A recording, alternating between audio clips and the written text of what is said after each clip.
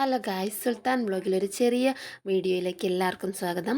നമ്മൾ ഇന്ന് രാവിലെ മീൻ കിട്ടിയിട്ടുണ്ടായിരുന്നു. അപ്പോൾ ഉച്ചയ്ക്കത്തേക്ക് അത് കറി വെക്കുന്നതും പൊരിക്കുന്നതുമായിട്ടുള്ള ഒരു ചെറിയ മിനി വ്ളോഗായിട്ടാണ് വന്നിട്ടുള്ളത്.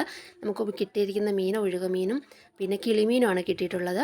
അപ്പോൾ നമ്മൾ ഒഴുക പൊരിക്കാനും കിളി കറി വെക്കാനുമാണ് നമ്മൾ ഓർത്തിരിക്കുന്നത്. അപ്പം ഒഴുക പൊരിക്കുന്ന എല്ലായിടത്തും പൊരിക്കുന്ന പോലെ തന്നെ മുളക് പൊടി, മഞ്ഞൾപ്പൊടി, ഉപ്പും പിന്നെ കുറച്ച് കറിവേപ്പില, പിന്നെ ഇഞ്ചി വെളുത്തുള്ളി പേസ്റ്റ് അത്രയൊക്കെ ഇട്ട് നമ്മൾ തിരുമ്മി മാറ്റി വെക്കുകയാണ് പൊരിക്കാൻ വേണ്ടിയിട്ട്.